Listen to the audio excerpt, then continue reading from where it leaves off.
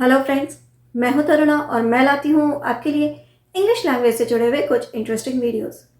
हमारे देश में आम चुनाव होने वाले हैं। चुनाव आयोग में तारीखें डिक्लेयर करती हैं और अब कुछ दिनों में आचार संहिता भी लागू हो जाएगी। उससे पहले प्रत्याशी अपना नामांकन पत्र भरेंगे, हर दल का घोषणा पत्र जारी होगा, चुनावी रैलियां होंगी, एटसेट्रा एटसेट्रा एटसेट्रा। ये सभी वर्ड्स आपको आजकल न्यूज़पेपर में या न्यूज़ में सुनने को मिलेंगे ही। तो आज के वीडियो में हम चुनाव से रिलेटेड वोकैबुलरी सीखने जा रहे हैं और वो भी इंग्लिश में।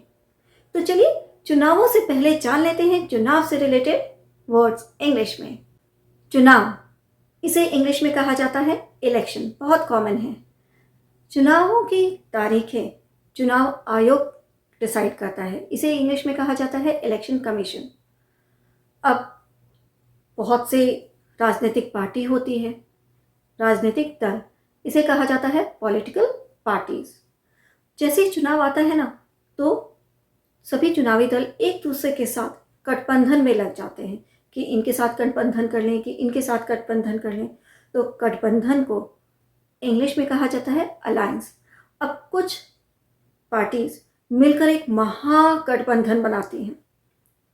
सो महागठबंधन को इंग्लिश में कहा जाता है ग्रैंड अलायंस।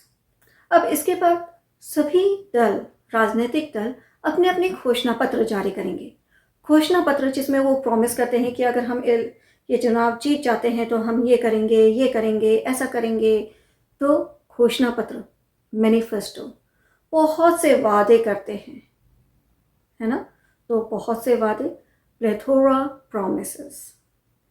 अब चुनाव अभियान भी चालू किया जाता है। चुनाव अभियान, इलेक्शन कैंपेन। अच्छा, इलेक्शन कैंपेन किसका करेंगे? उससे पहले नामांकन पत्र तो भरना पड़ेगा ना। और नामांकन पत्र किसका भरते हैं? प्रत्याशी होना चाहिए। सो प्रत्याशी, इसके लिए जो इंग्लिश वर्ड है कैंडिडेट, कैंडिडेट को प्रत्याशी या उम्मीदवार भी कह सकते हैं। अब कुछ जो प्रत्याशी होते हैं, उम्मीदवार होते हैं, वो निर्दलीय चुनाव लड़ते हैं, किसी भी पार्टी से एसोसिएट नहीं होते हैं, अलग से अपना चुनाव लड़ते हैं। तो उन्हें कहा जाता है इंडिपेंडेंट कैंडिडेट। अब मैंने बात की थी नामांकन पत्र की।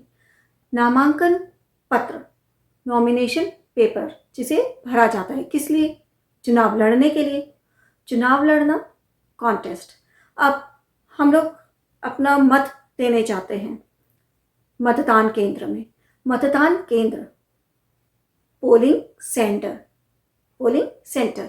और जो मतदान कक्ष होता है ना, जिसके अंदर जाकर हम धीरे से, चारों तरफ से पेपर लगा होता है। अगर आपने पहले दिया हुआ होगा, ऑफ कोर्स आपने दिया ही होगा, जो पहली बार मतदाता बन रहे हैं, 18 साल जिन्होंने अभी अभी कंप्लीट किया है, वो इस बार जाकर ध्यान दीजिएगा कि एक मतदान केंद्र के अंदर जाकर एक मतदान कक्ष होता है, जहाँ पर उन्हें अकेले जाना होता है और जिस पार्टी को उन्हें वोट देना है उसे, उसके नाम के आगे उन्हें चिन्ह लगाना होता है। तो मत का मतलब तो पता ही है आपको, वोट। मतदान कक्ष, पोलिंग बूथ। हर चुनाव में हर दल, राजनीतिक दल, पॉलिटिकल पार्टी एक नारा देती है, नारा, स्लोगन। और हर पार्टी का एक चुनाव चिन्ह होता है, इलेक्शन सिंबल। चुनाव चिन्ह, इलेक्शन सिंबल। राजनीति, पॉलिटिक्स, राजनीतिक, पॉलिटिकल। और राजनेता, पॉलिटिशियन। आपने संसद में देखा होगा, संसद, पार्लियामेंट, संसद में देखा होगा कि विपक्षी दल एक दूसरे से, जो वहाँ पर सांसद होते हैं, वो लोग एक दूसरे से वाद विवाद करते हैं, बहस करते हैं। तो वाद विवाद या बहस, इसे इंग्लिश में कहा जाता है डिबेट। और सांसद जो होते हैं उन्हें कहा जाता है मेंबर ऑफ पार्लियामेंट, जिसे एमपी कहा जाता है, शॉर्ट में एमपी। अब सब कोई चुनावी प्रचार करता है, कहीं कभी कभी दुष्प्रचार भी होता है। चुनावी प्रचार, मैंने पहले भी बताया, इलेक्शन कैंपेन। और जो दुष्प्रचार होता है, किसी पार्टी के खिलाफ, किसी व्यक्ति के खिलाफ कुछ बुरा कहा जाए, दुष्प्रचार किया जाए, तो उसे कहा जाता है प्रोपेगेंडा। मताधिकार, राइट टू वोट, मत डालना, इसे कहा जाता है कास्ट वंस वोट। अब जैसे मैं बोलूं कि मैंने अपना मत डाला, I have casted my vote. आप अपना मत डालने जा रहे हैं, मतलब वोट डालने जा रहे हैं, तो आप क्या कहलाएंगे? मतदाता, यानी वोटर। अब कुछ जो लोग होते हैं ना, हमारे देश में तो नहीं, पर जैसे अमेरिका वगैरह में भी है ना, डाक के द्वारा अपना वोट डाला जाता है। सो डाक के द्वारा जो मत डाला जाए, भेजा जाए, उसे कहा जाता है पोस्टल वोट। हमारे यहाँ तो मतदान मशीन है और इसे क्या कहा जाता है? EVM, electronic voting machine. पर अभी अगर आप न्यूज़ देखिए तो कुछ पार्टीज ये बोलती हैं कि हमें ईवीएम नहीं चाहिए, मतदान पत्र के द्वारा मतदान होना चाहिए। सो मतदान पत्र, बैलेट, BALLOT, बैलेट। अब बात करते हैं, अभी कौन सा चुनाव हो रहा है? आम चुनाव। आम चुनाव को कहा जाता है जनरल इलेक्शन। मध्यवर्ती चुनाव को कहा जाता है मिड टर्म इलेक्शन। और उपचुनाव, इसे कहा जाता है बाय इलेक्शन। उपचुनाव कब होते हैं? जब उस जगह का जो निर्वाचित सांसद है उसकी मृत्यु हो जाए या वो अपनी मर्जी से अपना पद छोड़ दे, तो उस सिचुएशन में उपचुनाव होते हैं, तो उसे कहा जाता है बाय इलेक्शन।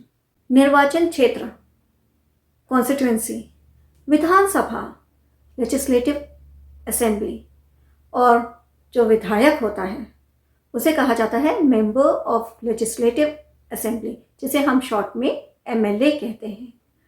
पार्षद, काउंसलर और महापौर, इसे कहा जाता है मेयर।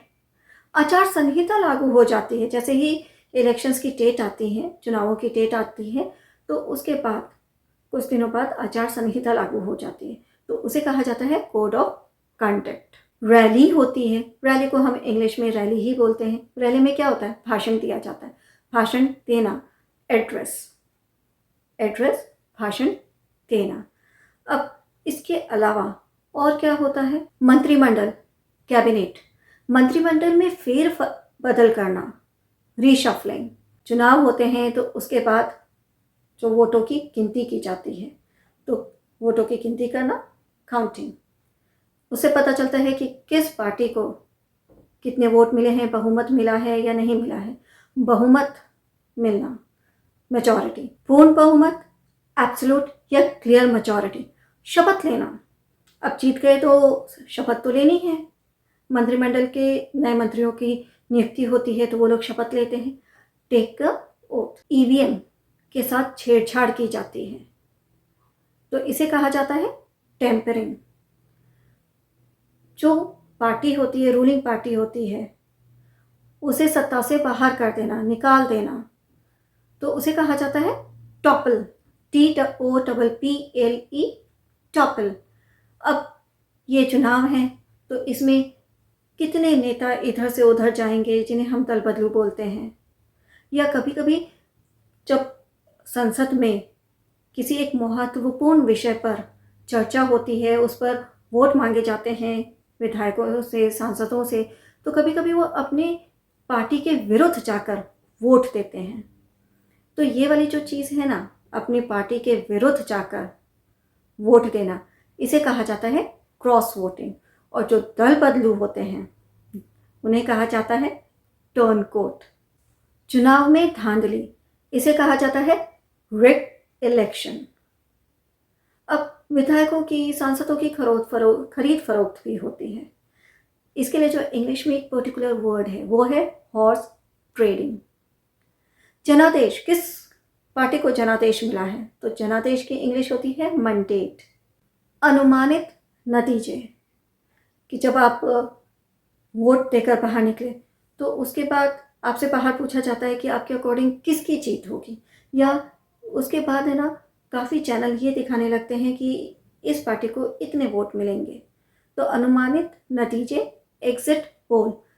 जनमत सर्वेक्षण, इसे कहा जाता है ओपिनियन पोल। अब आजकल तो सब पार्टी एक दूसरे के साथ मिलकर चुनाव लड़ती है, तो जीतने के बाद गठबंधन सरकार बनती है। गठबंधन सरकार को इंग्लिश में कहा जाता है कोalition गवर्नमेंट, और कभी कभी त्रिशंकु हो जाता है पार्लियामेंट। सो त्रिशंकु संसद को, जहाँ पर किसी भी पार्टी को पूर्ण बहुमत ना मिले या बहुमत ना मिले, उसे कहा जाता है हंग गवर्नमेंट या हंग पार्लियामेंट। कूटनीति, डिप्लोमेसी, रणनीति, स्ट्रेटेजी, मतदाता उपस्थिति, वोटर टर्नआउट कि कितने मतदाताओं ने वोट दिया, सो वोटर टर्नआउट। निर्वाचक सूची, वो सूची होती है ना जिसमें पता चलता है कि आपका नाम है या नहीं मत देने के लिए, वोट देने के लिए।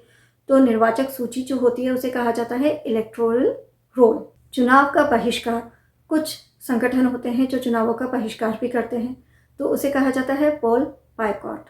कुछ पार्टी जीत जाती है, कोई पार्टी हार जाती है। सो जीतना ट्रायम्फ या विन, और हार जाना लूज। और उसके बाद हर पार्टी के प्रवक्ता आकर टीवी पर अपने पक्ष के बारे में कुछ कहते हैं। अगर जीत गए तो अच्छा, और हार गए तो कुछ और कहते हैं। सो प्रवक्ता, स्पोक्स पर्सन। तो ये थे कुछ ऐसे वर्ड्स जो कि रिलेटेड थे चुनाव से, क्योंकि अभी चुनाव आ रहे हैं तो हमें ये सब जानने चाहिए। अगर मैंने कोई सा ऐसा वर्ड छोड़ दिया है जो होना चाहिए इस वीडियो में, तो आप मुझे कमेंट सेक्शन में ज़रूर बताइएगा। एंड आई एम श्योर आज आपने कुछ तो नया सीखा होगा, कुछ आपके लिए इंटरेस्टिंग रहा होगा, इन्फॉर्मेटिव भी रहा होगा। तो अगर आपको आज का वीडियो अच्छा लगा तो वीडियो को लाइक करें, शेयर करें और हमारे चैनल को सब्सक्राइब करना ना भूलें। अगर अभी तक आपने बेल आइकन को प्रेस नहीं किया है तो अभी कीजिए, ताकि हमारे अपकमिंग वीडियोस के नोटिफिकेशन आपको इमीडिएटली मिले। मैं नेक्स्ट वीडियो में कुछ और इंटरेस्टिंग टॉपिक के साथ आऊँगी। Till then have a nice day, bye bye.